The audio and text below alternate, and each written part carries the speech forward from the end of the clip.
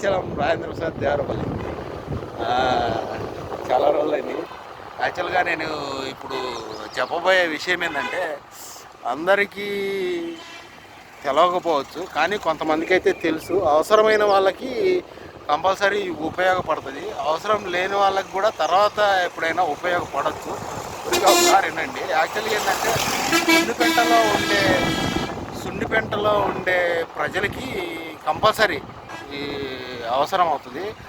నేను మొన్న ఒకసారి బయటికి, ఇప్పుడు మన ఊరు వాళ్ళు ఎక్కడికి పోయినా సరే, దేనికోసం పోయినా సరే, ఈ హెల్త్ కార్డు కానీ లేకపోతే వేరే ఈ ఆన్లైన్లో చెక్ చేసుకునే వాటికి ఏమవుతుందంటే, మనము వాళ్ళ దగ్గరికి వెళ్ళంగానే ఏం చెప్తారంటే, మీది ఏ ఊరు, ఏ జిల్లా అనగానే ఇంతకుముందు మాది కర్నూలు జిల్లా, డివైడ్ అయిన తర్వాత నంద్యాల జిల్లా అని చెప్పి చెప్తాము.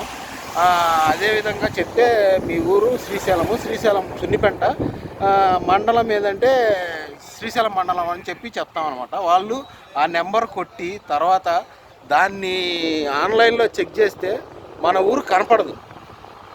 ఇది మళ్ళా బాగా గుర్తుపెట్టుకోండి. మన ఊరు ఆన్లైన్లో చెక్ చేస్తే, ఈ అడ్రస్ పెట్టి కొట్టి చెక్ చేస్తే మన ఊరు కనపడదు. చాలా కన్ఫ్యూజ్ అవుతారు, చాలా ఇబ్బంది కూడా పడతారు. అంటే అప్పుడున్న పరిస్థితిని బట్టి చాలా ఇబ్బంది పడతారు. అందువల్ల దీనికి కరెక్ట్గా ఏంటంటే, మంది ఫస్ట్ కర్నూలు జిల్లా, తర్వాత ఇప్పుడు నంద్యాల జిల్లా అయ్యింది. శ్రీశైలం మండలం అని కొడితే కనపట్టలేదు, కానీ ఆత్మకూరు తాలూకా శ్రీశైలం అని చెప్పేసి కొట్టండి. మన నెంబర్ మీద ఏది ఆన్లైన్లో చెక్ చేసుకున్న ఏ నెంబర్ అయినా సరే మనకు కనపడుతుంది. మళ్ళీ ఇంకోసారి చెప్తున్నా, ఆత్మకూరు తాలూకా శ్రీశైలం అని చెప్పేసి కొట్టండి. మంది కార్డు కానీ లేకపోతే ఆన్లైన్లో ఏది చెక్ చేసుకోవాలనుకున్నా సరే ఇట్లా చేస్తేనే అవుతుంది. మామూలుగా నువ్వు రూల్ ప్రకారము శ్రీశైలం మండలము నంద్యాల జిల్లా అని చెప్పేసి కొడితే కావట్లేదు. అందుకని ఇది అందరూ గమనించి అవసరానికి కొంచెం ఉపయోగపడుతుందని చెప్పేసి చేస్తున్నాను. Okay, thank you.